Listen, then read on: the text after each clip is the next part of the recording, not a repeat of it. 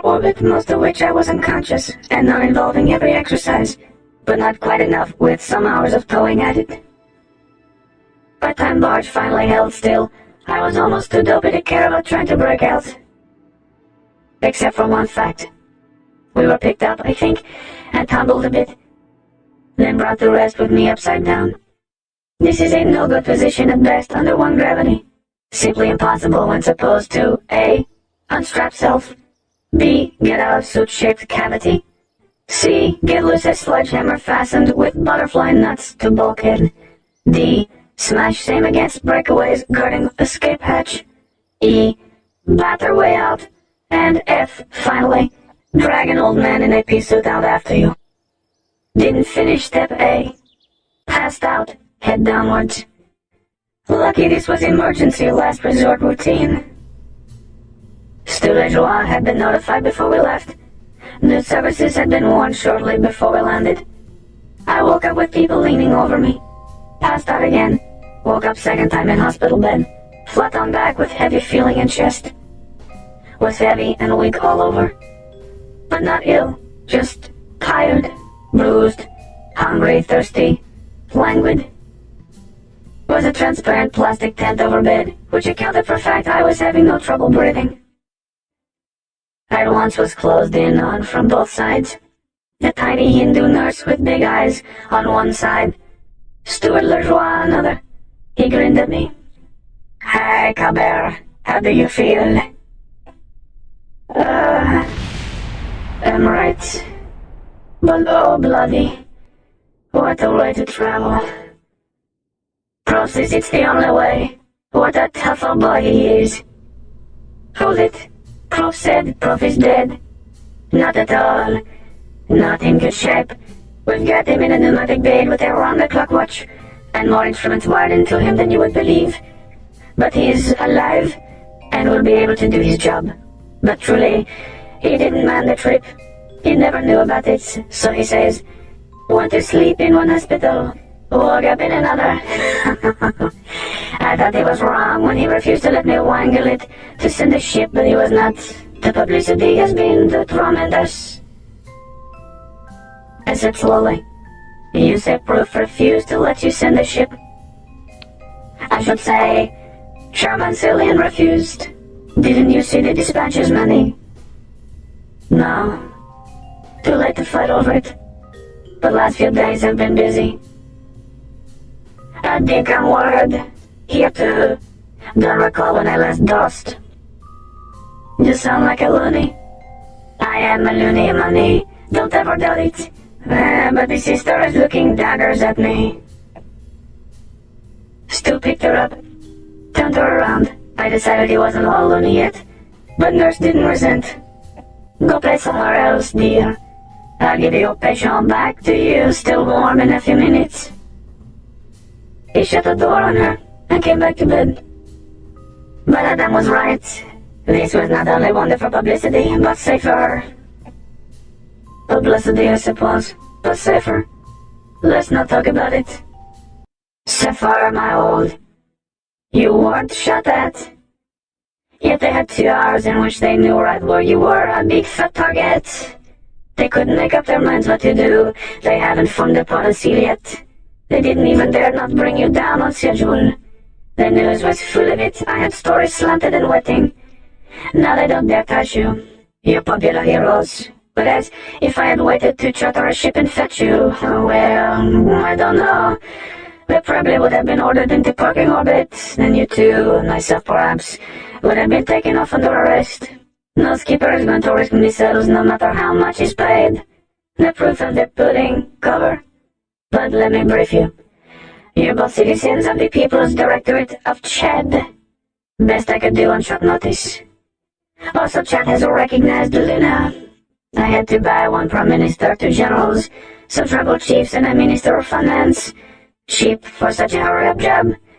I haven't been able to get you diplomatic immunity, but I hope to, before you leave hospital. At present, they haven't even dared arrest you. They can't figure out what you've done. They have guards outside, but simply for your protection. And a good thing, or you would have reporters 9 deep shoving microphones into your face. Just what have we done that they know about, illegal immigration? Not even that many. You never were a consignee, and you have a derivative Pan-African citizenship through one of your grandfathers. No, in Professor De La Paz's case, we did get proof that he had been granted naturalized Chad citizenship 40 years back, waited for the ink to dry, and used it. You're not even illegally entering here in India. Not only did they bring you down themselves, knowing that you were in that barge, but also a control officer very kindly and fairly cheaply stamped your virgin passports. In addition to that, Prof. Exile has no legal existence, as the government that prescribed him no longer exists, and a competent court has taken notice. That was more expensive. Nurse came back in, indignant as a mother cat. Lord Stuart, you must let my patient rest. At once, mon chéri. Your Lord Stuart should be caught, or I can lay a dubious claim to being the McGregor. The blue blood bit helps. These people haven't been happy since they took their royalty away from them. As he left, he patted her rump. Instead of screaming, she wiggled it, was smiling as she came over to me. Stu was going to have to watch that stuff when he went back to Luna, if did. She asked how I felt. Told her I was right, just hungry. Sister, did you see some prosthetic arms in our luggage? She had, and I felt better with number 6 in place. I had selected it, and number 2, and social arm, as enough for trip. Number 2 was presumably still in complex. I hope somebody was taking care of it. But number 6 is most all-around useful arm. With it, and social one, I'd be okay. 2 days later, we left for Agra to present credentials to Federated Nations. I was in bad shape, and not just high G. Could do well enough in a wheelchair and could even walk a little, although did not in public. What I had was a sore throat that missed pneumonia only through drugs. Traveler's trots, skin disease on the hands and spreading to feet. Just like my other trips to that disease-ridden whole Terra. We Lunas don't know how lucky we are, living in a place that has tightest of quarantines, almost no vermin, and one we have controlled by vacuum anytime necessary. Or unlucky, since we have almost no immunities if turns out we need them. Still, wouldn't swap. Never heard word venereal until first went earthside, and had thought common cold was state of ice miner's feet. And wasn't cheerful for other reason. Stu had fetched us a message from Adam Celine. Buried in it, concealed even from Stu, was news that chances had dropped to worse than 1 in 100. Wondered what point in risking crazy trip if made out worse. Did Mike really know what chances were? Couldn't see any way you could compute them, no matter how many facts he had. But Prof didn't seem worried. He talked to platoons of reporters, smiled at endless pictures, gave out statements, telling world he placed great confidence in Federated Nations and was sure our just claims would be recognized, and that he wanted to thank friends of Free Luna for wonderful help in bringing true story of our small but sturdy nation before good people of Terra. F of FL being Stu, a professional public opinion firm, several thousand chronic petition signers, and a great stack of Hong Kong dollars. I had picture taken too, and tried to smile, but dodged questions by pointing to throat and croaking. In Agra we were lodged in a lavish suite in a hotel that had once been palace of a Maharaja, and still belonged to him, even though India is supposed to be socialist. And interviews and picture taking went on. Hardly dared get out of wheelchair, even to visit WC, as was under orders from Prof never to be photographed vertically.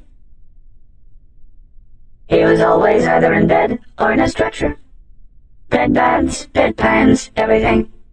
Not only because safer, considering age, and easier for any loony, but also for pictures. His dimples and wonderful, gentle, persuasive personality were displayed in hundreds of millions of video screens, endless news pictures. But his personality did not get us anywhere in Agra. Prof was carried to office of President of Grand Assembly, me being pushed alongside, and there he attempted to present his credentials as ambassador to FN and prospective senator for Luna, was referred to Secretary General, and at his offices we were granted 10 minutes with the Assistant Secretary, who sucked teeth and said he could accept our credentials without prejudice and without implied commitment. They were referred to Credentials Committee, who sat on them. I got fidgety. Prophet Keats. Grain barges continued to arrive at Bombay. In a way, was not sorry about latter. When we flew from Bombay to Agra, we got up before dawn and were taken out to a field the city was waking. Every loony has his hole, whether luxury of a long-established home like Davis tunnels, or rock still raw from drill. Cubic is no problem, and can't be for centuries. Bombay is bee-swarms of people, or over 1 million, was told, who have no home but some piece of pavement. A family might claim right, and hand down by will, generation after generation, to sleep on a piece 2 meters long and 1 wide, at a described location in front of a shop. Entire family sleeps on that space, meaning mother, father, kids, maybe a grandmother.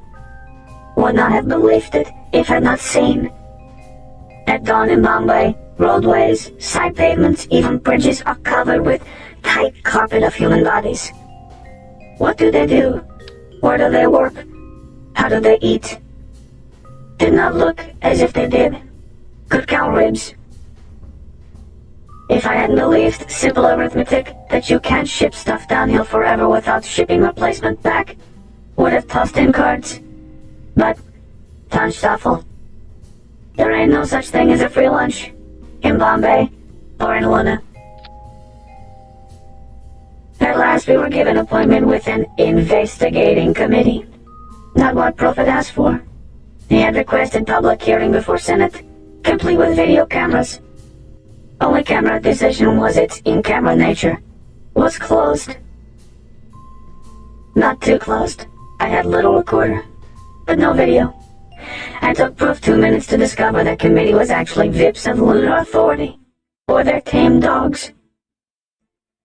Nevertheless, was chance to talk, and Proof treated them as if they had power to recognize Luna's independence and willingness to do so, while they treated us as a cross between naughty children and criminals up for sentencing.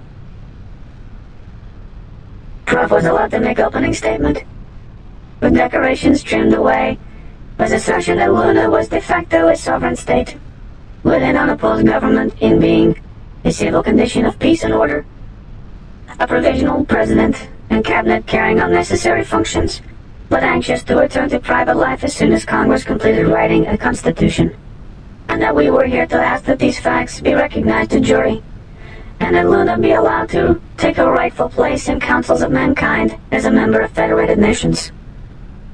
What Proof told them bore a speaking acquaintance with truth, and they were not where they could spot discrepancies.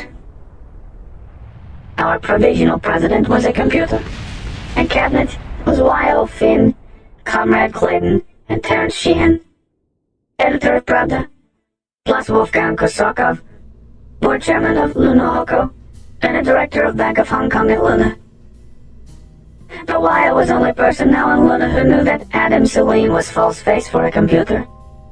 She'd been terribly nervous at being left to hold forth alone. As it was, Adam's oddity in never being seen safe or over video was always an embarrassment. We had done our best to turn it into a security necessity by opening offices for him in Cubic of Authority's Luna City office, and then exploding a small bomb.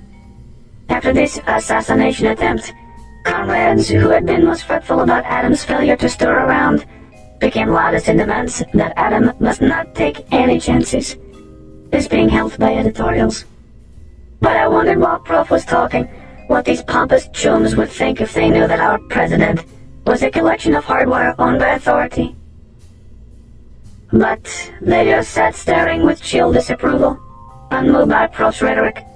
Probably best performance of his life, considering he delivered it flat on back, speaking into a microphone without notes, and hardly able to see his audience. Then they started in on us. Gentleman member from Argentina. Never given their names. We weren't socially acceptable. This Argentino objected to phrase former warden in Prof's speech. The designation had been obsolete half a century. He insisted that it be struck out and proper title inserted. Protector of the lunar colonies by appointment of the Lunar Authority. Any other wording offended dignity of Lunar Authority. Prof asked to comment. Honorable Chairman permitted it. Prof said mildly that he accepted change, since authority was free to designate its servants in any fashion it pleased, and was no intention to offend dignity of any agency of federated nations. But in view of functions of this office, former functions of this office, citizens of Luna Free State would probably go on thinking of it by traditional name. I'd made about 6 of them try to target once. Somebody objected to use of word Luna, and still more to Luna Free State. It was the moon, Earth's moon, a satellite of Earth and property of federated nations, just as Antarctica was. And these proceedings were a farce. Was inclined to agree with last point. Chairman asked gentleman member from North America to please be in order, and to address his remarks through chair. Did chair understand from witness's last remark that this alleged de facto regime intended to interfere with consignee system? Prof fielded that and tossed it back. Honorable Chairman, I myself was a consignee. Now Luna is my beloved home. My colleague, the Honorable, the Undersecretary for Foreign Affairs, Colonel O'Kelly Davis. Myself, is Luna born, and proud of his descent from 4 transported grandparents. Luna has grown strong on your outcasts. Give us your poor, your wretched. We welcome them. Luna has room for them. Nearly 40 million square kilometers, an area greater than all Africa, and almost totally empty. More than that, since by our method of living we occupy not area but cubic, the mind cannot imagine the day when Luna would refuse another shipload of weary homeless. Chairman said, the witness is admonished to refrain from making speeches. The chair takes it that your oratory means that the group you represent agrees to accept prisoners as before. No, sir. What? Explain yourself. Once an immigrant sets foot on Luna today, he is a free man, no matter what his previous condition, free to go where he listeth. So, then what's to keep a consignee from walking across the field, climbing into another ship and returning here? I admit that I am puzzled at your apparent willingness to accept them, but we do not want them. It is our humane way of getting rid of incorrigibles who would otherwise have to be executed. Could have told him several things that would stop what he pictured. He had obviously never been to Luna. As for incorrigibles, if really are, Luna eliminates such faster than Terra ever did. Back when I was very young, they sent us a gangster lord from Los Angeles, I believe. He arrived with his squad of stooges, his bodyguards, and was cockily ready to take over Luna, as was rumored to have taken over a prison somewhere earthside. None lasted 2 weeks. Gangster boss didn't make it to barracks. Hadn't listened when told how to wear a pea suit. There is nothing to keep them from going home so far as we are concerned, sir. Prof answered, although your police here on Terra might cause him to think. But I have never heard of a consignee arriving with funds enough to buy a ticket home. Is this truly an issue? The ships are yours. Luna has no ships. And let me add that we are sorry that the ship scheduled for Luna this month was cancelled. I am not complaining that it forced on my colleague and myself. Prof stopped to smile. A most informal method of travel. I simply hope that this does not represent policy. Luna has no quarrel with you. Your ships are welcome. Your trade is welcome. We are at peace and wish to stay so. Please note that all scheduled grain shipments have come through on time. Prof did always have gift for changing subject. They fiddled with minor matters then. Nosy from North America wanted to know what had really happened to the warden. He stopped himself. The protector, Senator Hobart. Prof answered that he had suffered a stroke. A coup is a stroke, huh? And was no longer able to carry out his duties, but was in good health otherwise and receiving constant medical care. Prof added thoughtfully that he suspected that the old gentleman had been failing for some time in view of his indiscretions this past year, especially his many invasions of rights of free citizens, including ones who were not and never had been consignees. Story was not hard to swallow.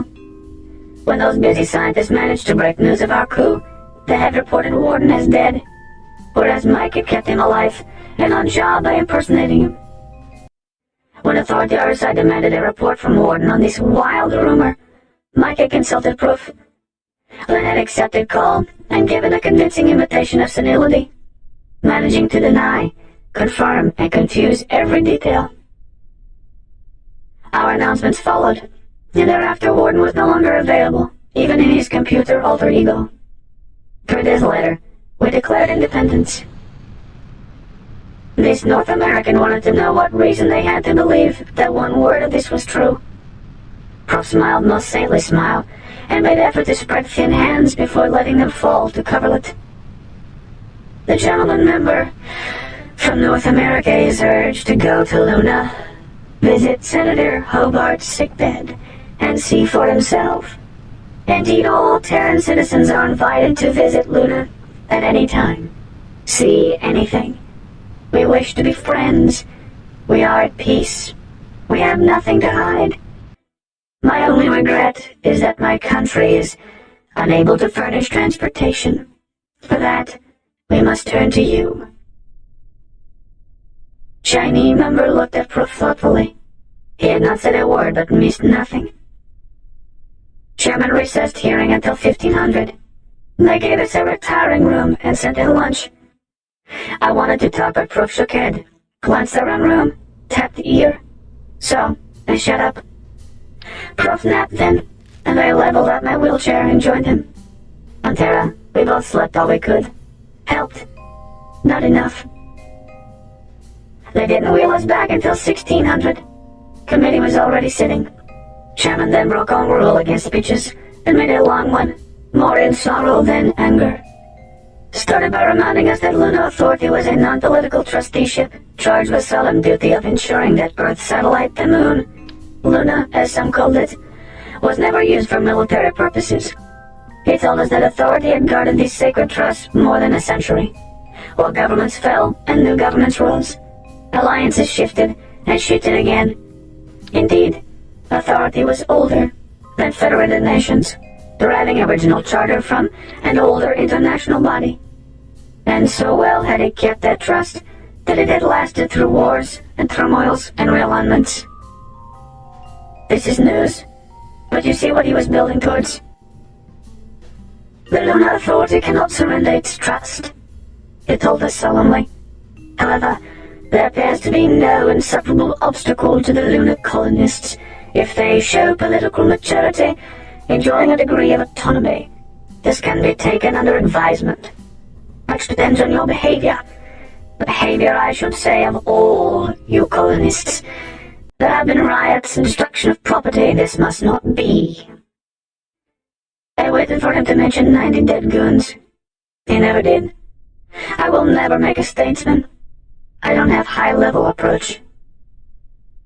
Destroyed property must be paid for, he went on. Commitments must be met.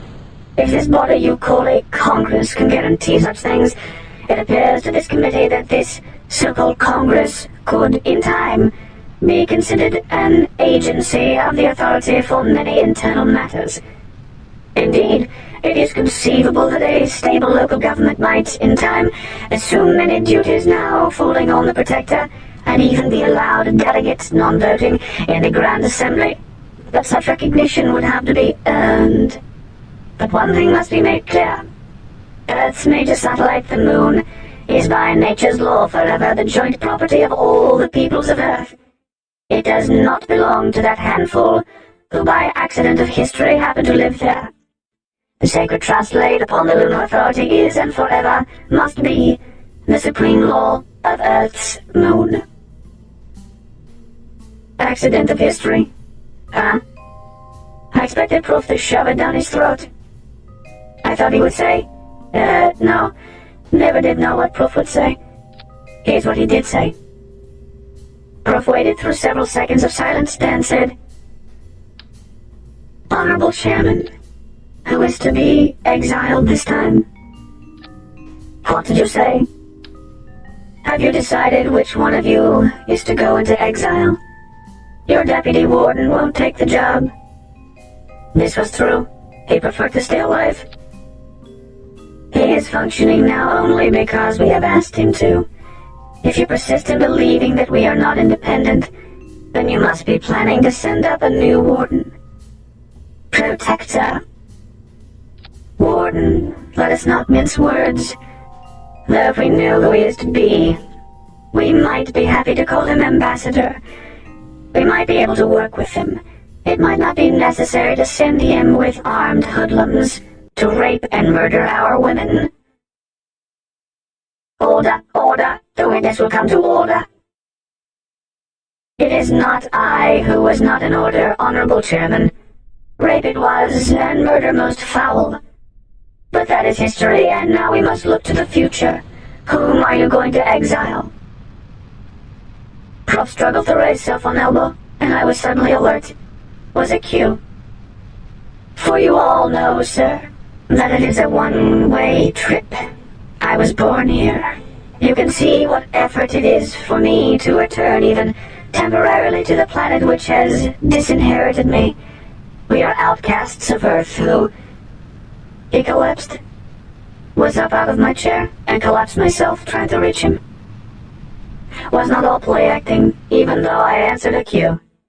His terrible strain on heart to get up suddenly on terror. Thick feel grabbed and smashed me to floor. 17. Neither of us was hurt, and it made juicy news breaks. For I put recording in Stu's hand, and he turned it over to his hired man. No oral headlines against us. Stu had recording cut, edited and slanted. Authority to play odd man out. Lunar ambassador collapses under grilling. Outcasts, he cries. Prof Paz points finger of shame. Story page 8. Not all were good. Nearest to a favorable story in India was an editorial in New India Times inquiring whether authority was risking bread of masses in failing to come to terms with lunar insurgents. Was suggested that concessions could be made if would ensure increased grain deliveries. Was filled with inflated statistics. Luna did not feed 100 million Hindus, unless you choose to think of our grain as making difference between malnutrition and starvation. On the other hand, biggest New York paper opined that authority had made mistake in treating with us at all, since only thing convicts understood was taste of lash. Troops should land, set us in order, hang guilty, leave forces to keep order.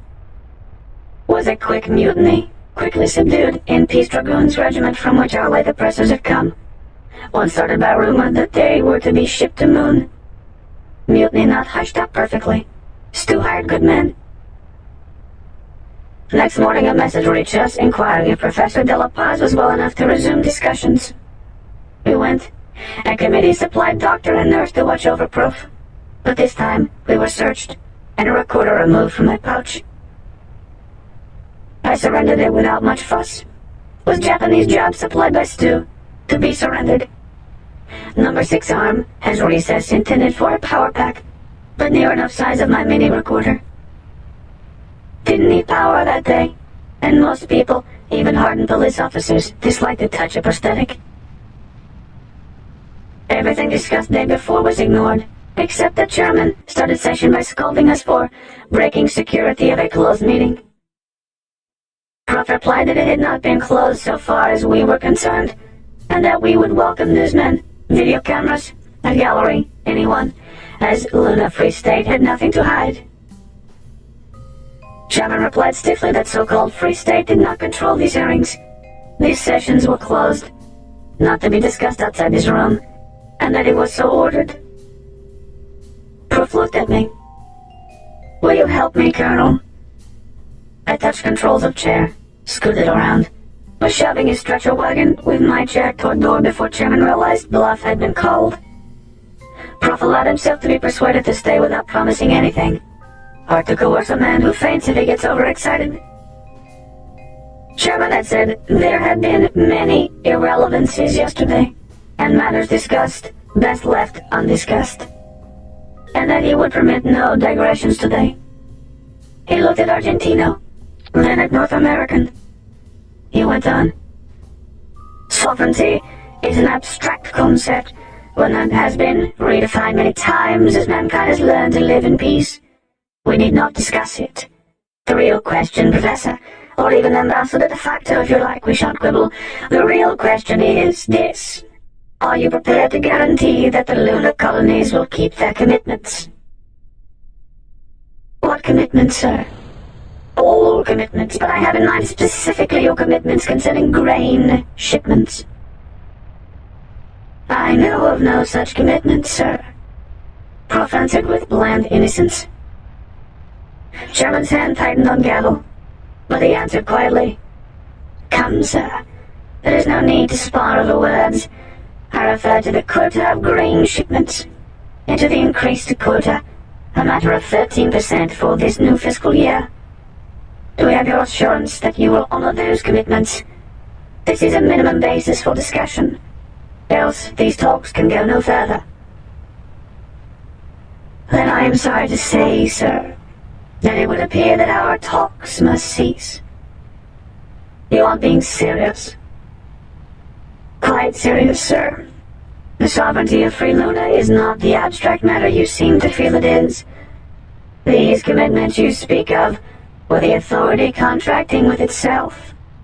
My country is not bound by such. Any commitments from the sovereign nation I have the honor to represent are still to be negotiated. Rabble, growled the North American. I told you you were being too soft on them. Jailbirds, thieves, and whores. They don't understand decent treatment. Order. Just remember I told you.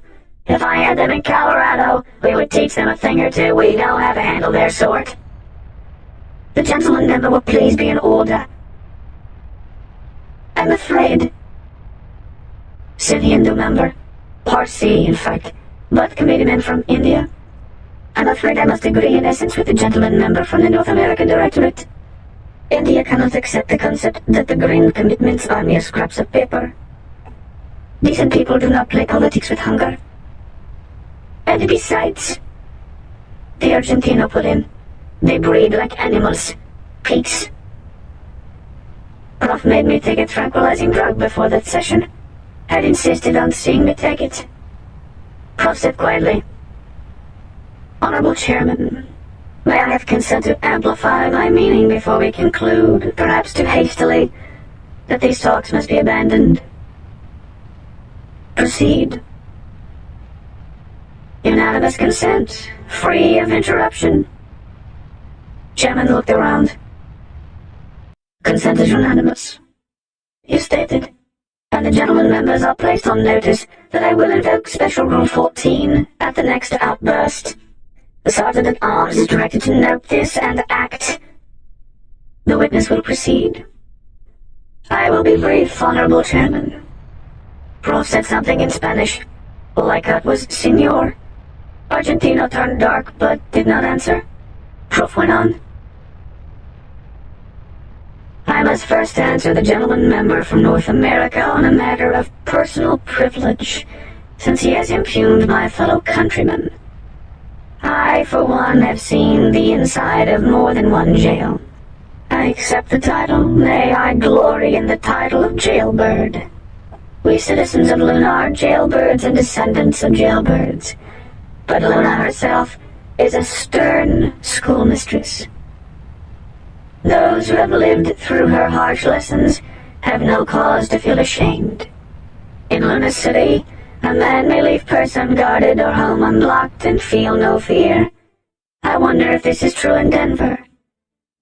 As may be, I have no wish to visit Colorado to learn a thing or two. I am satisfied with what Mother Luna has taught me. And rabble we may be, but we are now a rabble in arms. To the gentleman member from India, let me say that we do not play politics with hunger. What we ask is an open discussion of facts of nature, unbound by political assumptions false to fact. If we can hold this discussion, I can promise to show a way in which Luna can continue grain shipments and expand them enormously to the great benefit of India. Both Chinese and Indian looked alert. Indian started to speak, checked himself, then said, "Honorable Chairman, will the chair ask the witness to explain what he means?" The witness is invited to amplify. "Honorable Chairman, gentlemen members, there is indeed a way for Luna to expand by tenfold, or even 100, her shipments to our hungry millions.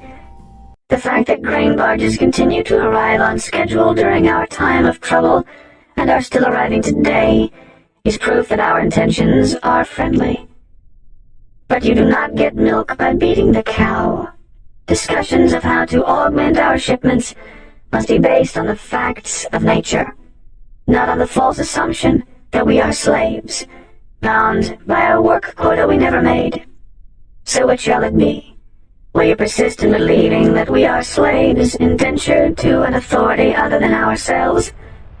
Or will you acknowledge that we are free, negotiate with us, and learn how we can help you?" Chairman said, "In other words, you ask us to buy pig in a poke. You demand that we legalize your outlaw status. Then you will talk about fantastic claims that you can increase grain shipments 10 or 100-fold. What you claim is impossible. I am an expert in lunar economics, and what you ask is impossible. It takes the Grand Assembly to admit a new nation. Then place it before the Grand Assembly. Once seated as sovereign equals, we will discuss how to increase shipments and negotiate terms. Honorable Chairman, we grow the grain. We own it. We can grow far more, but not as slaves. Lunar sovereign freedom must first be recognized. Impossible, and you know it. The Lunar Authority cannot abdicate its sacred responsibility." Prof said, "It appears to be an impasse. I can only suggest that these hearings be recessed while we all take thought. Today our barges are arriving, but the moment that I am forced to notify my government that I have failed, they will stop." Proset sank back on pillow, as if it had been too much for him, as may have been. I was doing well enough, but was young and had practice in how to visit Terra and stay alive. A loony his age should not risk it. After minor foo-foo-rah, which Prof ignored, they loaded us into a lorry and scooted us back to the hotel. Once on the way I said, "Prof, what was it you said to Senior Jellybelly that raised blood pressure?" He chuckled. "Comrade Stewart's investigations of these gentlemen turned up remarkable facts. I asked who owned a certain brothel off Calle Florida in BA these days, and did it now have a star redhead? Why, you used to patronize it?" I tried to imagine Prof and such. "Never. It has been 40 years since I was last in Buenos Aires. He owns that establishment, Manuel, through a dummy, and his wife, a beauty with Titan hair, once worked in it." Was sorry I'd asked. Wasn't that a foul blow? And, undiplomatic? But Prof closed eyes and did not answer. He was recovered enough to spend an hour at the reception for newsmen that night, with white hair framed against a purple pillow, and thin body decked out in embroidered pajamas. Looked like VIP corpse at an important funeral, except for eyes and dimples. I looked mighty VIP too, in black and gold uniform, which Stu claimed was lunar diplomatic uniform of my rank. Could have been, if Luna had had such things. Did not, or I would have known. I prefer a pea suit, color was tight. Nor did ever find out what decorations on it meant. A reporter asked me about one, based on Luna at Crescent as seen from Terra. Told him it was a prize for spelling. Stu was in earshot and said, "The canal is modest. The decoration is of the same rank as the Victoria Cross, and in his case was awarded for an act of gallantry on a glorious, tragic day of—" He led him away, still talking. Stu could lie standing up almost as well as Prof. Me, I had to think up a lie ahead of time. Indian newspapers and casts were rough that night. Threat to stop grain shipments made them froth. Gentile's proposal was to clean out Luna, exterminate us as criminal troglodytes, and replace us with honest Hindu peasants who understood sacredness of life and would ship grain and more grain. Prof picked that night to talk and give handouts about Luna's inability to continue shipments and why. And Stu's organization spread release throughout Terra. Some reporters took time to dig out sets of figures and tackle Prof on glaring discrepancies. "Professor De La Paz, here you say that grain shipments would dwindle away through failure of natural resources, and that by 2082, Luna won't be able to feed its own people. Yet earlier today you told the Lunar Authority that you could increase shipments 12 times or more." Prof said sweetly, "That committee is the Lunar Authority." "Well, it's an open secret." "So it is, sir. But they have maintained the fiction of being an impartial investigating committee of the Grand Assembly. Don't you think they should disqualify themselves so that we could receive a fair hearing?"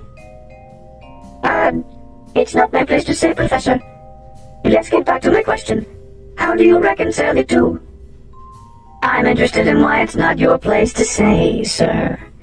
Isn't it the concern of every citizen of Terra to help avoid a situation which will produce war between Terra and her neighbor?" "War? What in the world makes you speak of war, Professor?" "Where else can it end, sir? If the Lunar Authority persists in its intransigence, we cannot accede to their demands. Those figures show why. If they will not see this, then they will attempt force, and we will fight back. Like cornered rats, far cornered we are, unable to retreat, unable to surrender. We do not choose war. We wish to live in peace with our neighbor planet, in peace and peacefully trade. But the choice... You are gigantic. I predict that the next move will be for the Lunar Authority to attempt to subdue Luna by force. This peacekeeping agency will start the first interplanetary war." The journalist frowned. "Aren't you overstating it? Let's assume that the Authority, or the Grand Assembly, as the Authority hasn't any warships of its own. Let's suppose the nations of Earth decide to displace your, government. You might fight on Luna. I suppose you would. But that hardly constitutes interplanetary war. As you pointed out, Luna has no ships. To put it bluntly, you can't reach us." I had chair close to Prof's stretcher, listening. He turned to me. "Tell him, Colonel."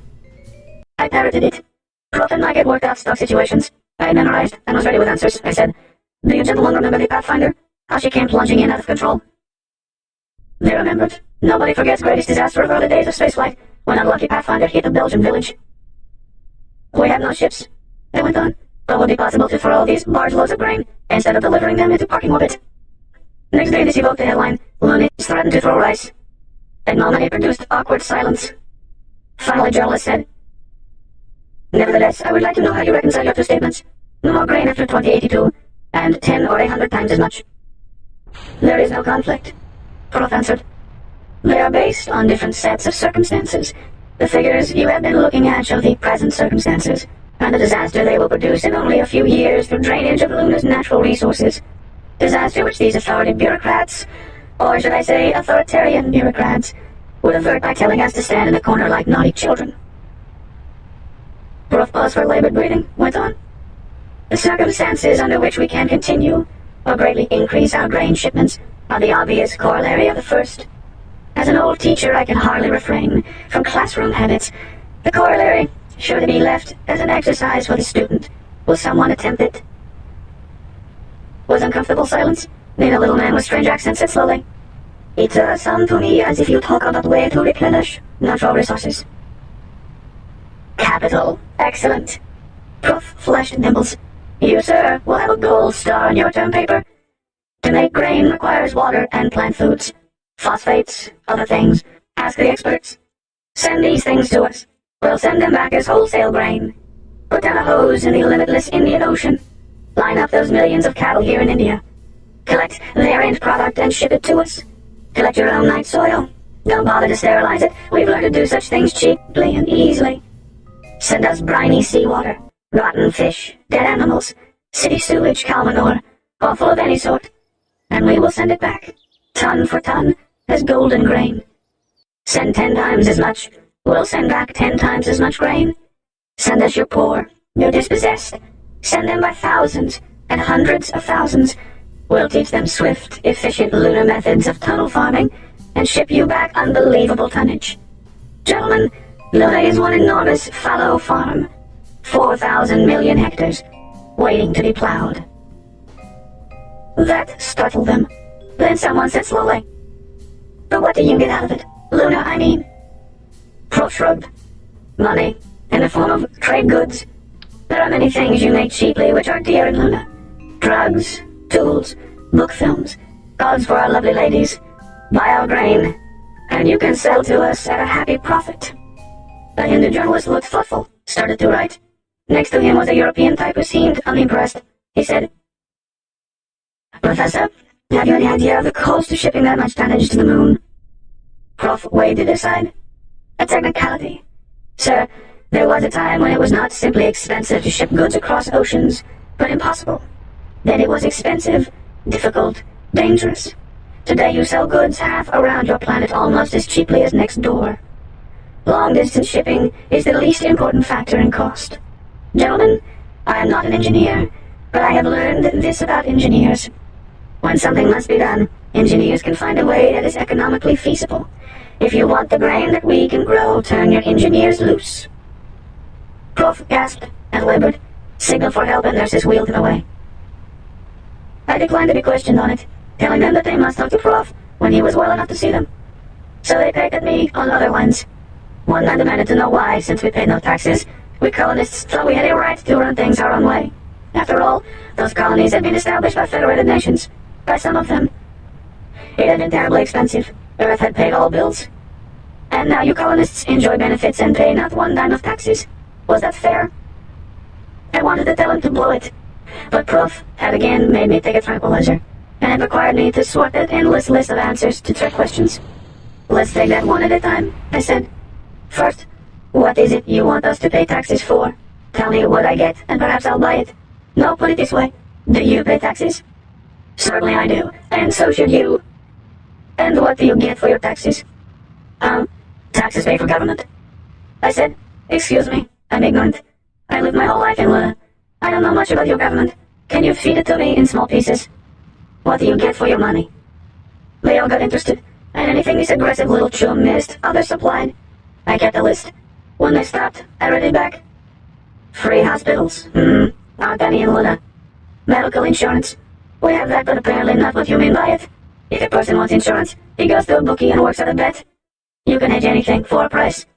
I don't hedge my health. I'm healthy. Oh, was till I came here. We have a public library. One Carnegie Foundation started with a few book films. It gets along by charging fees. Public roads. I suppose that would be our tubes, but they are no more free than air is free. Sorry, you have free air here, don't you? I mean, our tubes were built by companies who put up money and are downright nasty about expecting it back, and then some. Public schools. There are schools in all warrens, and I never heard of them turning away pupils, so I guess they are public. But they pay well, too, because anyone in London who knows something useful and is willing to teach it charges all the traffic will bear. I went on. Let's see what else. Social security. I'm not sure what that is, but whatever it is, we don't have it. Pensions. You can buy a pension. Most people don't. Most families are large and old people, say 100 and up. Either fiddle along at something they like, or sit and watch video, or sleep. They sleep a lot, after, say, 120. So, excuse me, do people really live as long on the moon as they say? I looked surprised, but wasn't. This was a stimulated question, for which an answer had been taped. Nobody knows how long a person will live in Luna. We haven't been there long enough. Our oldest citizens were born outside. It's no test. So far, no one born in Luna died of old age, but that's still no taste. They haven't had time to grow old yet. Less than a century. But, take me. Madam, how old would you say I am? I'm authentic Looney, third generation. Truthfully, couldn't be this. I was surprised at your youthfulness. For this mission, I mean. You appear to be about 22. Are you older? Not much, I fancy. Madam, I regret that your local gravitation makes it impossible for me to bow. Thank you. I've been married longer than that. What? Oh, you're jesting. Madam, I would never venture to guess a lady's age, but if you will emigrate to Luna, you will keep your present youthful loveliness much longer and add at least 20 years to your life. I looked at list. I'll lump the rest of this together by saying we don't have any of it in Luna, so I can't see any reason to pay taxes for it. On that other point, sir, surely you know that the initial cost of the colonies has long since been repaid several times over through grain shipments alone. We are being bled wide of our most essential resources, and not even being paid at open market price. That's why the Lunar Authority is being stubborn. They intend to go on bleeding us. The idea that Luna has been an expense to Terra, and the investment must be recovered is a lie, invented by the Authority to excuse their treating us as slaves. The truth is that Luna has not cost Terra one dime this century, and the original investment has long since been paid back. He tried to rally. Oh, surely you're not claiming that the lunar colonies have paid all the billions of dollars it took to develop spaceflight? I could present a good case. However, there is no excuse to charge that against us. You have spaceflight. You people of Terra. We do not. Luna has not one ship. So why should we pay for what we've never received? It's like the rest of this list. We don't get it. Why should we pay for it? I've been stalling, waiting for a claim that Prophet told me I was sure to hear, and got it at last. Just a moment, please, came a confident voice. You ignored the two most important items on that list. Police protection and armed forces. You boasted that you were willing to pay for what you get. So how about paying almost a century back taxes for those two? It should be quite a bill. Quite a bill. It smiled smugly. Wanted to thank him. Thought Proof was going to chide me for failing to yank it out. People looked at each other and nodded. Pleased I had been scored on. It best to look innocent. Please, don't understand. Luna has neither police nor armed forces. You know what I mean. You enjoy the protection of the peace forces of the Federated Nations. And you do have police, paid for by the Lunar Authority. I know to my sad knowledge that two phalanges were sent to the moon less than a year ago to serve as policemen. Oh, I said.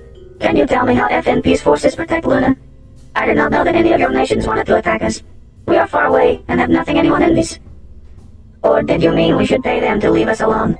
If so, there is an old saying that once you pay Dane, you never get rid of the Dane. Sir, we will fight FN armed forces if we must. We shall never pay them. Now about those so-called policemen. They were not sent to protect us. Our Declaration of Independence told the true story about those hoodlums. Did your newspapers print it? Some had, some hadn't, depending on country. They went mad and started raping and murdering. And now they are dead. So don't send us any more troops. Was suddenly tired and had to leave. Really was tired. Not much of an actor. And making the talk come out way Proof thought it should was strain. 18.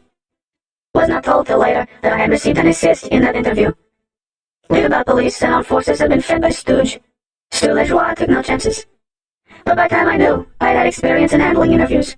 We had them endlessly. Despite being tired, was not through that night. In addition to press, some hybrid diplomatic corps had risked showing up. Few, and unofficially, even from Chad. But we were curiosities, and they wanted to look at us. Only one was important. A Chinese. Was startled to see him. He was Chinese member of committee. I met him simply as Dr. Chan, and we pretended to be meeting first time.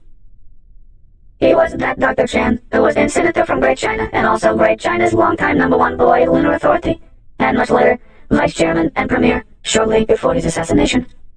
After getting a point I was supposed to make, with bonus through others that could have waited, I guided chair to bedroom, and was at once summoned to proofs.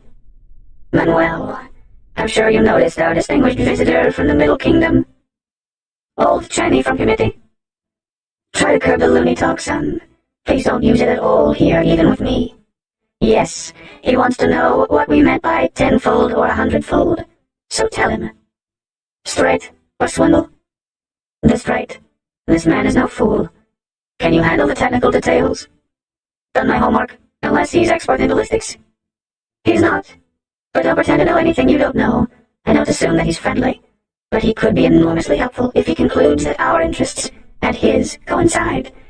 But don't try to persuade him. He's in my study. Good luck. And remember, speak standard English. Dr. Chan stood up as I came in. I apologized for not standing. He said that he understood difficulties that a gentleman from Luna labored under here, and for me not to exert myself. Shook hands with himself, and sat down. I'll skip some formalities. Did we or did we not have some specific solution when we claimed there was a cheap way to ship massive tonnage to Luna?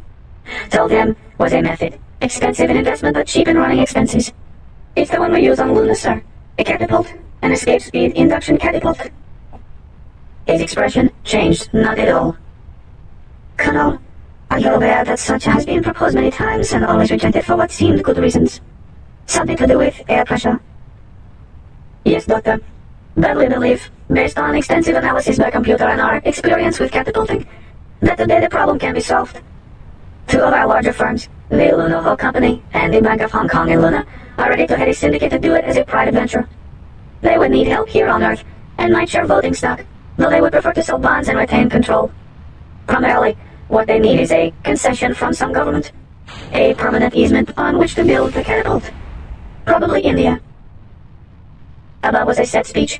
Luna Ho Co. was bankrupt if anybody examined books, and Hong Kong Bank was strained, was acting as central bank for country undergoing upheaval. Purpose was to get in last word. India. Proof had coached me that this word must come last. Dr. Chan answered, never mind financial aspects. Anything which is physically possible can always be made financially possible. Money is a bugaboo of small minds. Why do you select India? Well, sir, India now consumes, I believe, over 90% of our grain shipments. 93.1%. Yes, sir. India is deeply interested in our grain, so it seemed likely that she would cooperate. She could grant us land, make labor and materials available, and so forth. But I mentioned India because she holds a wide choice of possible sites. Very high mountains, not too far from Terra's equator. The latter is not essential, just helpful. But the site must be a high mountain. It's not air pressure you spoke of, or air density. The catapult head should be at as high altitude as feasible, but the ejection end, where the load travels over 11 kilometers per second, must be an air so thin that it approaches vacuum, which calls for a very high mountain.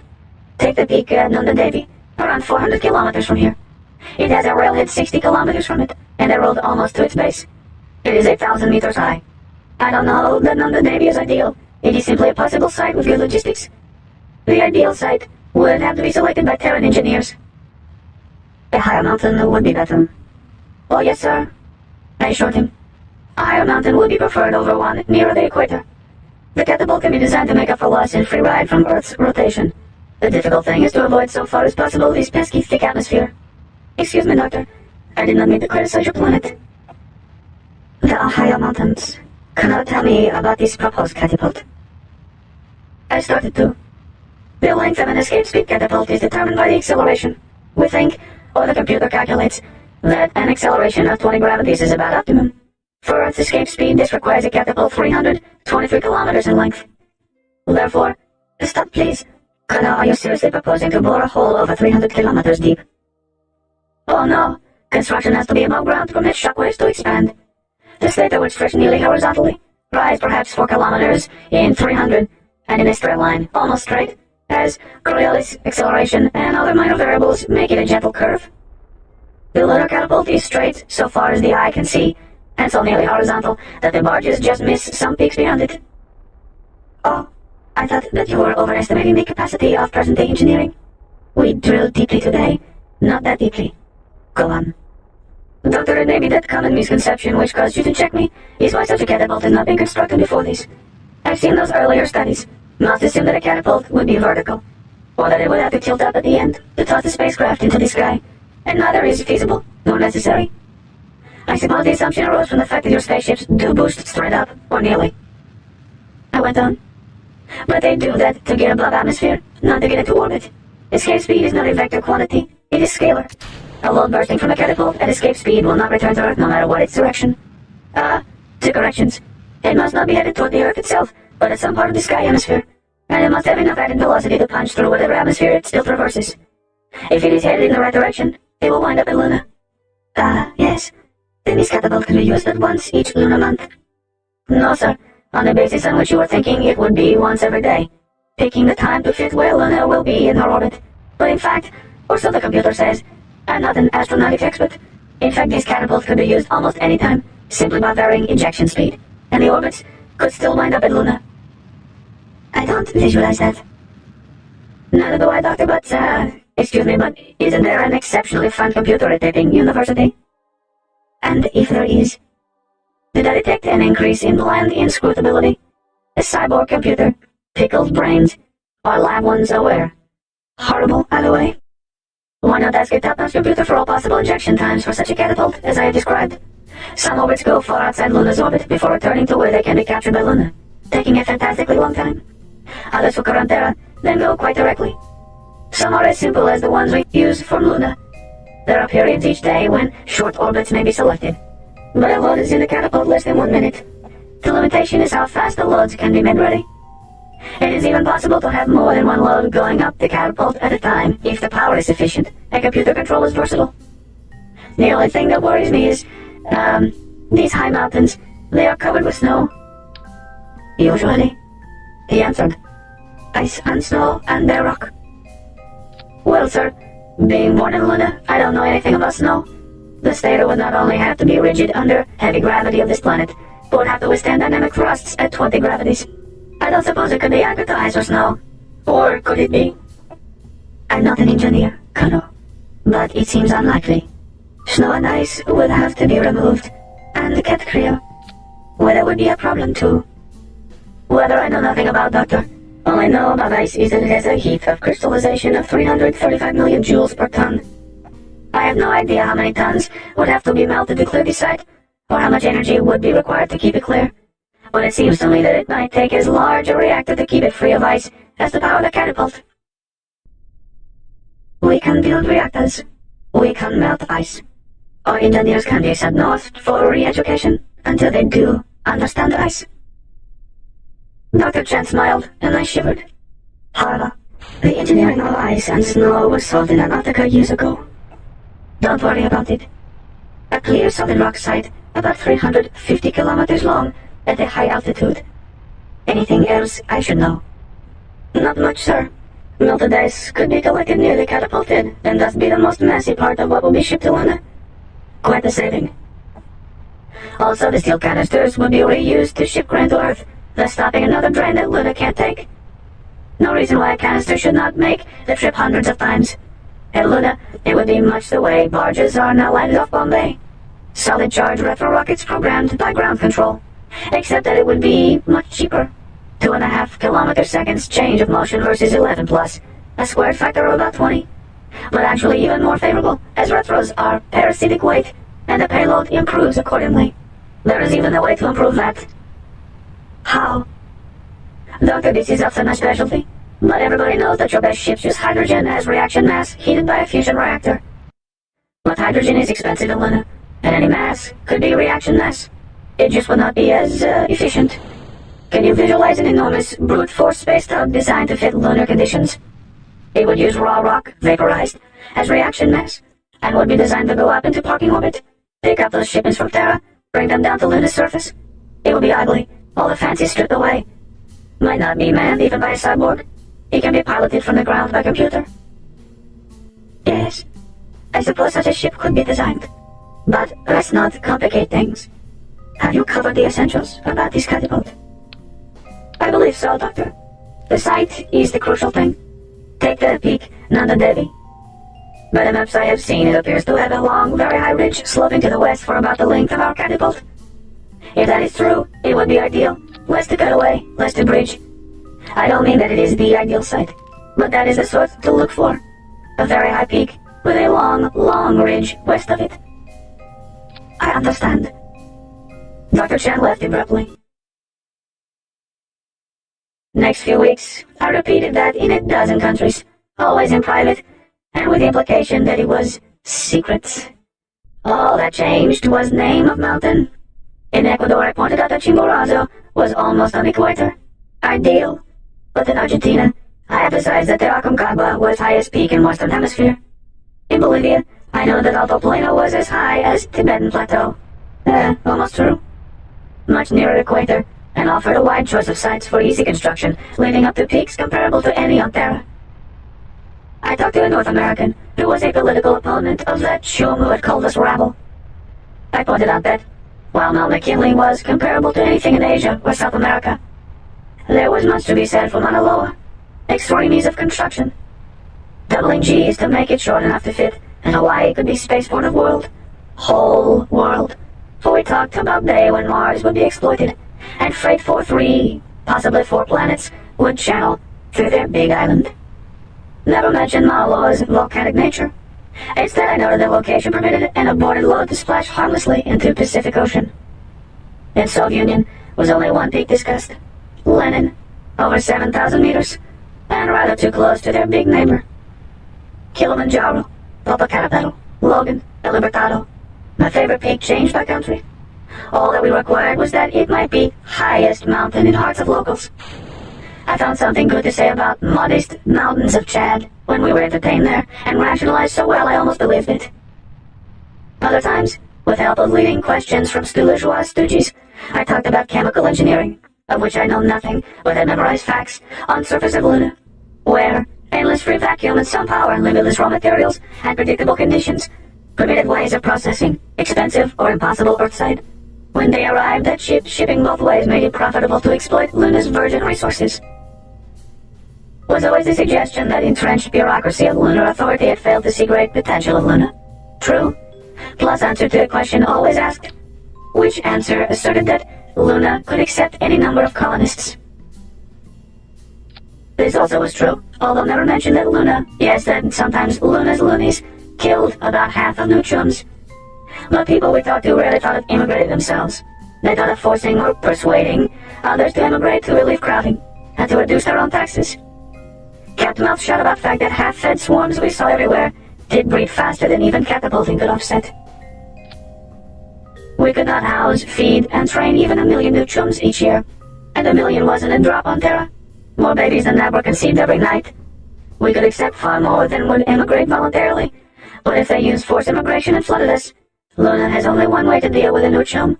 Either he makes not one fatal mistake in personal behavior or in coping with environment that will bite without warning, or he winds up as fertilizer in a tunnel farm. All that immigration in huge numbers would mean would be that a larger percentage of immigrants would die. Too few of us to help them past natural hazards. However, Proof did most talking about Luna's great future. I talked about catapults. During weeks we waited for committee to recall us. We covered much ground. Stu's men had things set up, and only question was how much we could take. We guessed that every week on Terra chopped a year off our lives, maybe more for Proof. But he never complained, and was always ready to be charming at one more reception. We spent extra time in North America, date of our Declaration of Independence, exactly 300 years after that of North American British colonies, turned out to be wizard propaganda, and Stu's manipulators made most of it. North Americans are sentimental about their United States, even though it ceased to mean anything once their continent had been rationalized by FN. They elect a president every 8 years. Why? Could not say. Why the British still have queen, and boast of being sovereign. Sovereign, like love, means anything you want it to mean. It's a word in dictionary between sober and sozzled. Sovereignty meant much in North America, and 4th of July was a magic date.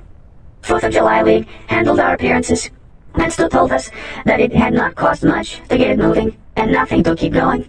League even raised money used elsewhere. North Americans enjoy giving no matter who gets it. Farther south Stu used another date. His people planted the idea that coup d'etat had been 5 May instead of 2 weeks later. We were greeted with Cinco de Mayo, Libertad, Cinco de Mayo. I thought they were saying thank you. Proof did all talking. But in 4th of July country I did better. Stu had me quit wearing a left arm in public. Sleeves of my costumes were sewn up so that stump could not be missed, and word was passed that I had lost it fighting for freedom. Whenever I was asked about it, all I did was smile and say, "See what comes of biting nails," then change subject. I never liked North America, even first trip. It is not most crowded part of Terra. There's a mere 1 billion people. In Bombay they sprawl on pavements. In Great New York, they pack them vertically. Not sure anyone sleeps. Was glad to be in Invalid's chair. He's mixed up place another way. They care about skin color, huh? By making point of how they don't care. First trip I was always too light or too dark, and somehow blamed either way, and was always being expected to take stand on things I have no opinions on. Lord knows I don't know what genes I have. One grandmother came from a part of Asia where invaders passed through as regularly as locusts, raping as they went. Why not ask her? Learned to handle it by my second Mickey Learny, but it left a sour taste. I think I prefer a place as openly racist as India, where if you aren't Hindu, you're nobody. Except that Parsis look down on Hindus, and vice versa. However, I never really had to cope with North America's reverse racism when being Colonel O'Kelly Davis, hero of lunar freedom. We had swarms of bleeding hearts around us, anxious to help. I let them do two things for me, things I had never had time, money, or energy for as a student. I saw Yankees play, and visited Salem. Should have kept my illusions. Baseball is better over video. You can really see it, and aren't pushed in by 200,000 other people. Besides, somebody should have shot that outfield. I spent most of that game dreading moment when they would have to get my chair out through crowd. That, and assuring host that I was having a wonderful time. Salem was just a place, no worse and no better than the rest of Boston. After seeing it, I suspected that they had hanged the wrong witches. But they wasn't wasted. I was filmed laying a wreath on a place where a bridge had been in another part of Boston. Concord, and made a memorized speech. Bridge is still there, actually. You can see it, down through glass. Not much of a bridge. Prof enjoyed it all, rough as it was on him. Prof had great capacity for enjoying. He always had something new to tell about great future of Luna. In New York, he gave managing director of a hotel chain, one with a rabbit trademark, a sketch of what could be done with resorts in Luna. Once excursion rates were within reach of more people. Visits too short to hurt anyone. Escort service included. Exotic side trips. Gambling. No taxes. Last point grabbed attention, so Prof expanded it into longer old age theme. A chain of retirement hostels where an earthworm could live on Terra and old age pension and go on living 20, 30, 40 years longer than on Terra. As an exile, but which was better? A live old age in Luna, or a funeral crypt on Terra. His descendants could pay visits and fill those resort hotels. Prof embellished with pictures of nightclubs with acts impossible in Terra's horrible gravity. Sports to fit our decent level of gravitation. Even talked about swimming pools, and ice skating, and possibility of flying. Thought he had tripped his safeties. He finished by hinting that Swiss cartel had tied it up. Next day he was telling Foreign Division's manager of Chase International Panagra that a Luna City branch should be staffed with paraplegics, paralytics, heart cases, amputees, others who found high gravity a handicap. Manager was a fat man who wheezed. He may have been thinking of it personally, but his ears picked up at no taxes. We didn't have it all our own way. News was often against us, and were always hecklers. Whenever I had to take them on without Prof's help, I was likely to get tripped. One man tackled me on Prof's statement to committee that we owned grain grown in Luna. He seemed to take it for granted that we did not. Told him I did not understand the question. He answered, "Isn't it true, Colonel, that your provisional government has asked for membership in Federated Nations?" Should have answered no comment, but fell for it and agreed. "Very well," he said. "The impediment seems to be the counterclaim that the moon belongs to the Federated Nations, as it always has, under supervision of the Lunar Authority. Either way, by your own admission, that grain belongs to the Federated Nations in trust." I asked how you reached that conclusion. He answered, "Colonel, you style yourself Undersecretary of Foreign Affairs. Surely you are familiar with the Charter of the Federated Nations." I had skimmed it. "Reasonably familiar," I said. Cautiously, I thought. "Then you know that the first freedom guaranteed by the Charter and its current application through F&A Control Board Administrative Order Number 1176, dated 3 March of this year. You can see, therefore, that all grain grown on the moon in excess of the local ration is ab initio and beyond contest the property of all, title held in trust by the Federated Nations through its agencies for distribution as needed." He was writing as he talked.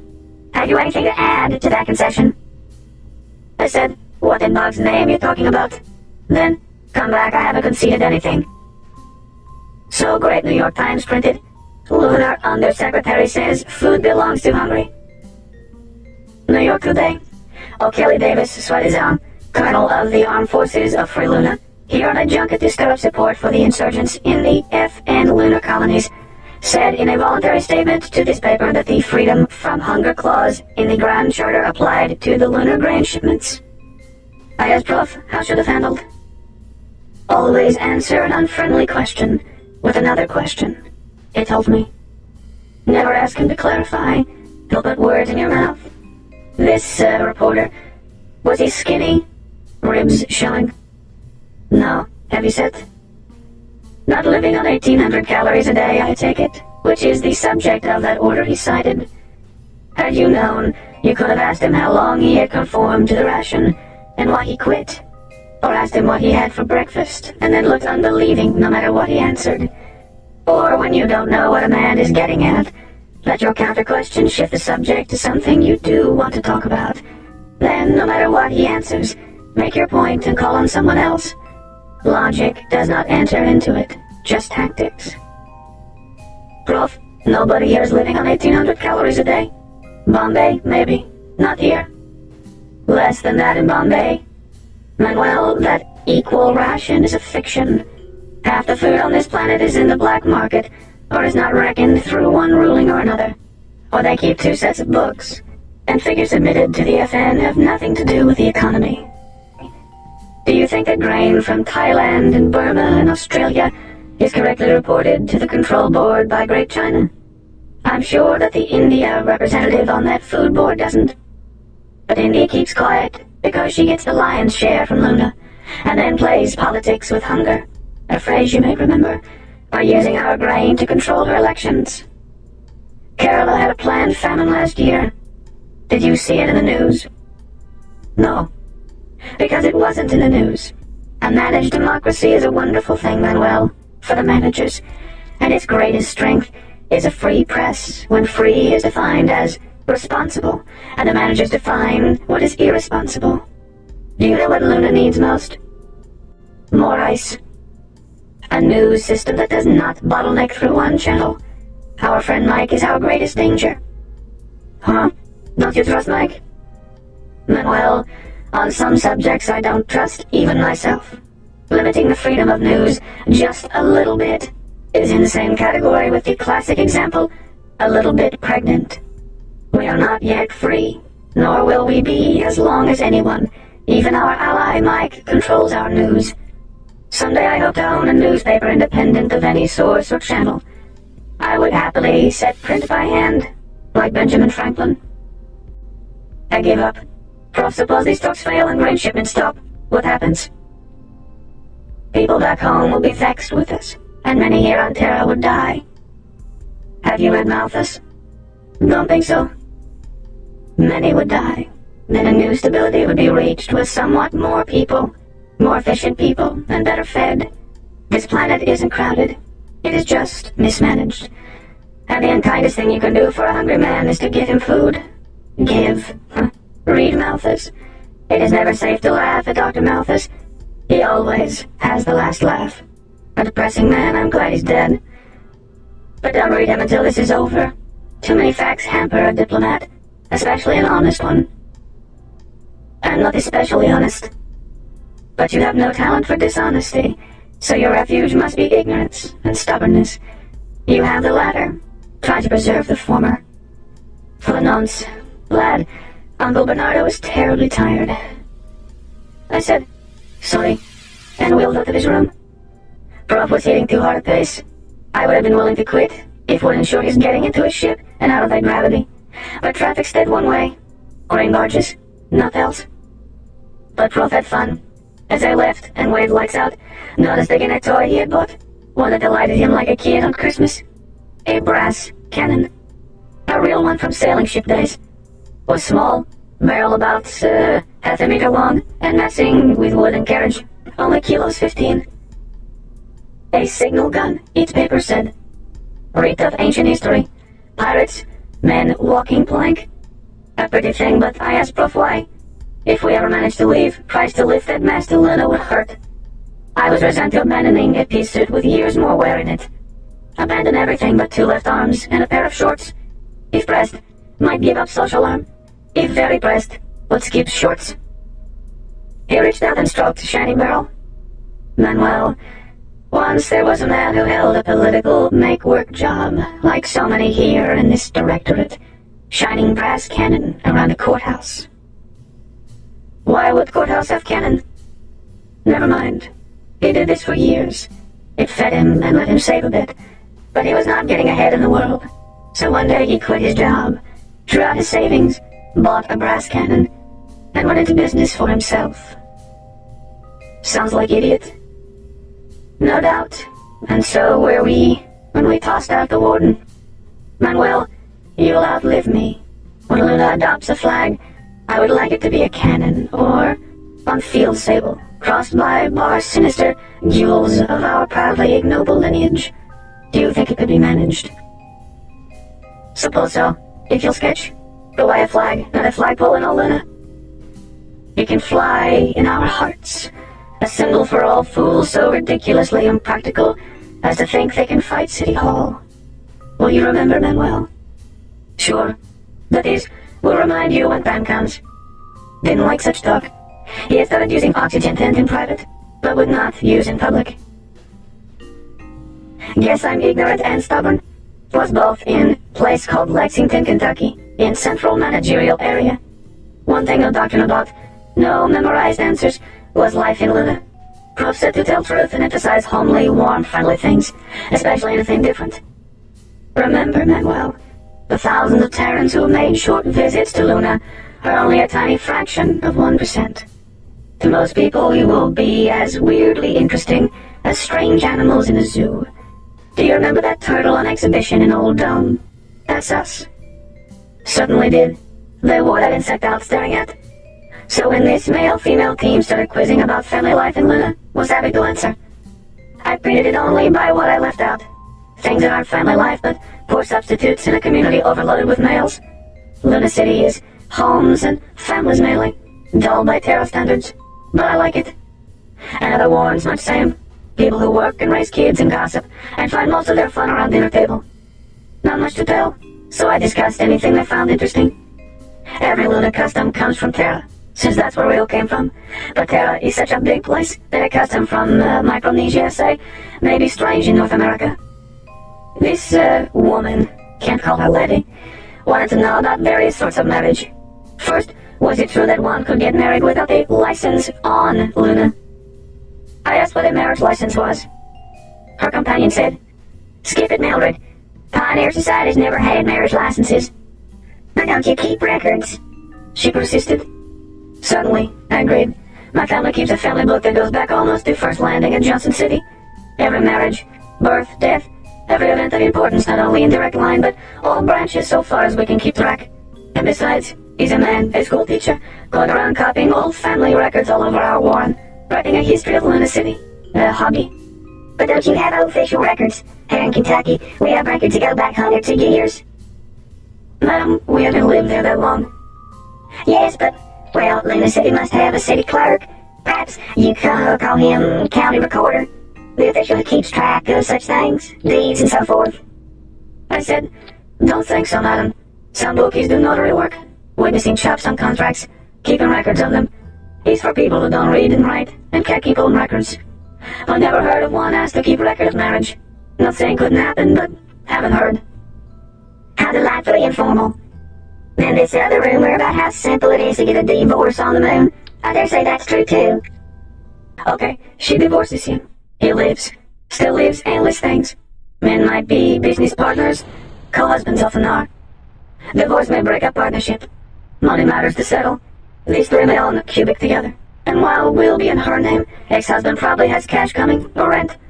And almost always are children to consider. Support and so forth. Many things. No, madam, divorce is never simple.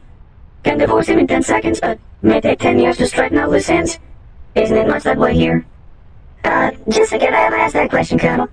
It may be simpler here." She did talk that way, but it was understandable once I got programmed. Won't spell it again.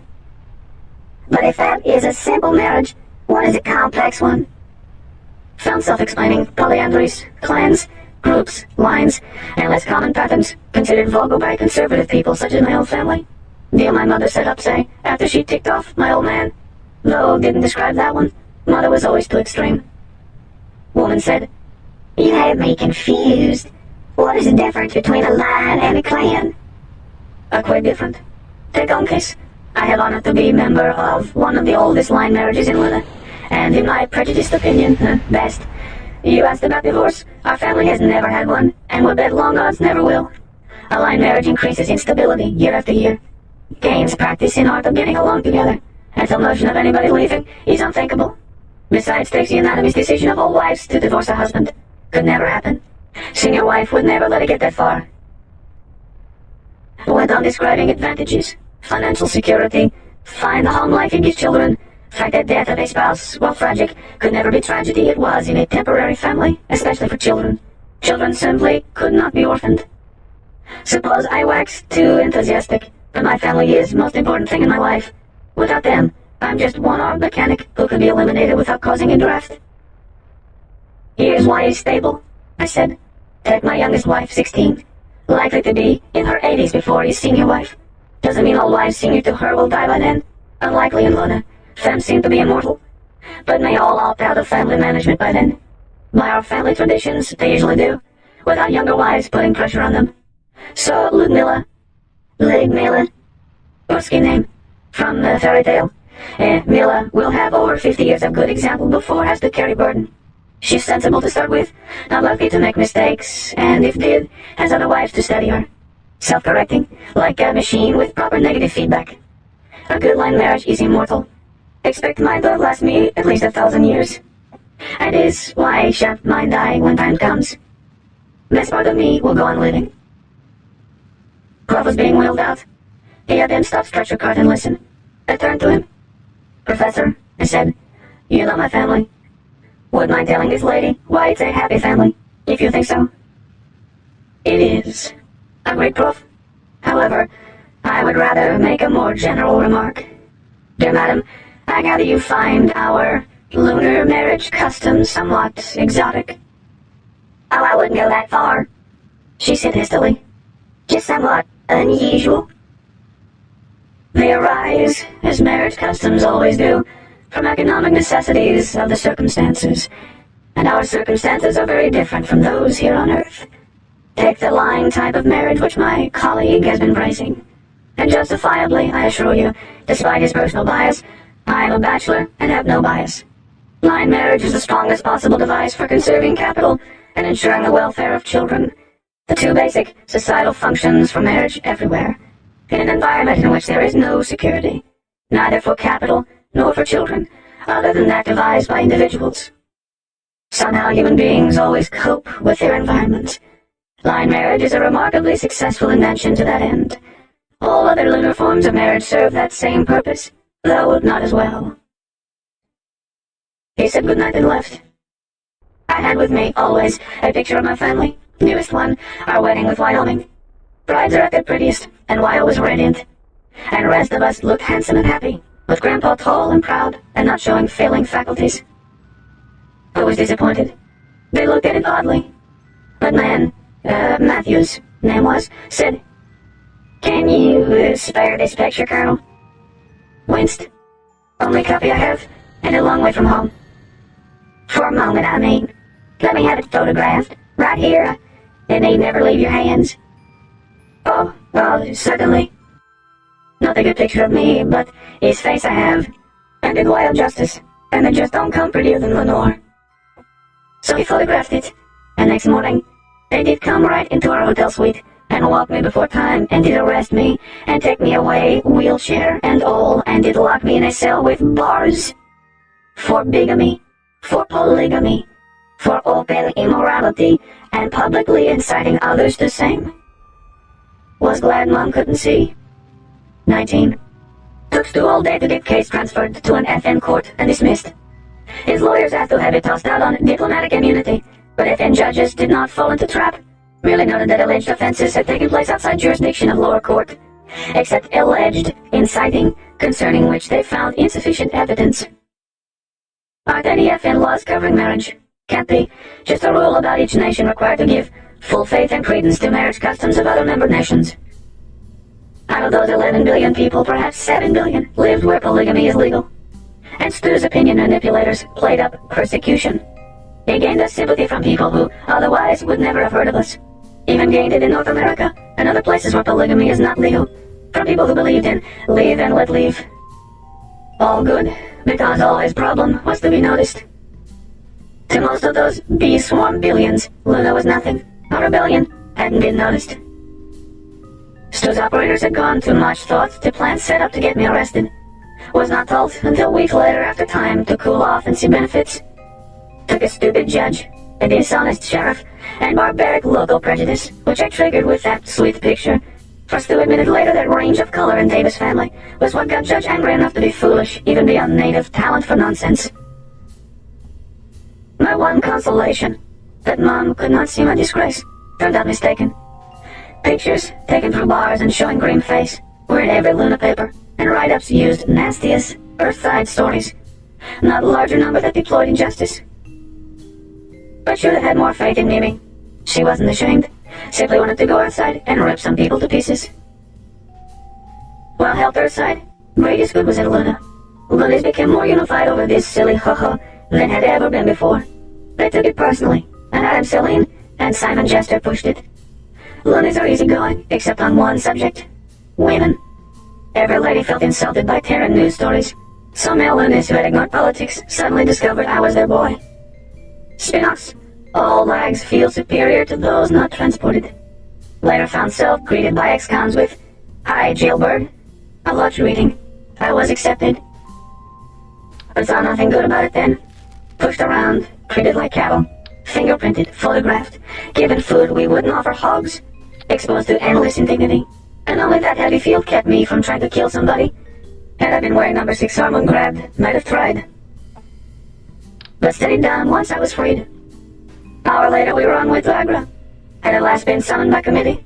Felt good to be back in suite in Maharaja's palace, but 11-hour zone change in less than 3 did not permit rest. We went to hearing bleary-eyed and held together by drugs. Hearing, was one-sided. We listened while chairman talked. Talked an hour. I'll summarize. Our preposterous claims were rejected. Lunar Authority's sacred trust could not be abandoned. Disorders on Earth's moon could not be tolerated. Moreover, recent disorders show that authority had been too lenient. Omission was now to be corrected by an activist program, a 5-year plan in which all phases of life in authority's trusteeship would be overhauled. A code of laws was being drafted. Civil and criminal courts would be instituted for benefit of client employees, which meant all persons in trust area, not just consignees with uncompleted sentences. Public schools would be established, plus indoctrinal adult schools for client employees in need of same. An economic, engineering, and agricultural planning board would be created to provide fullest and most efficient use of Moon's resources and labor of client employees. An interim goal of quadrupling grain shipments in 5 years had been adopted as a figure easily obtainable once scientific planning of resources and labor was in effect. First phase would be to withdraw client employees from occupations found not to be productive, and put them to drilling a vast new system of farm tunnels in order that hydroponics would commence in them not later than March 2078. These new giant farms would be operated by Lunar Authority, scientifically, and not left to whims of private owners. It was contemplated that this system would, by end of 5-year plan, produce entire new grain quota. In the meantime, client employees producing grain privately would be allowed to continue, but they would be absorbed into the new system as their less efficient methods were no longer needed. Chairman looked up from papers. In short, the lunar colonies are going to be civilized and brought into managerial coordination with the rest of civilization. Distasteful as this task has been, I feel, speaking as a citizen rather than as a chairman of this committee, I feel that we owe you thanks for bringing to our attention a situation so badly in need of correction. Was ready to burn his ears off. Client employees. What a fancy way to say slaves. But Prof said tranquilly, I find the proposed plans most interesting. Is one permitted to ask questions? Purely for information. For information, yes. North American member leaned forward. But don't assume that we are going to take any back talk from you cavemen. So mind your manners. You are in the clear on this, you know. Order, Chairman said. Proceed, Professor. This term, client-employee I find intriguing. Can it be stipulated that the majority of inhabitants of Earth's major satellite are not undischarged consignees, but free individuals? Certainly, Chairman agreed blandly. All legal aspects of the new policy have been studied. With minor exceptions, some 91% of the colonists have citizenship, original or derived, in various member nations of the Federated Nations. Those who wish to return to their home countries have a right to do so. You will be pleased to learn that the authority is considering a plan under which loans for transportation can be arranged, probably under supervision of International Red Cross and Crescent. I might add that I myself am heartily backing this plan, as it renders nonsensical any talk about slave labor. He smiled smugly. I see, agreed Prof. Most humane. Has the committee, or the authority, pondered the fact that most, effectively all, I should say, considered the fact that inhabitants of Luna are physically unable to live on this planet, that they have undergone involuntary permanent exile through irreversible physiological changes?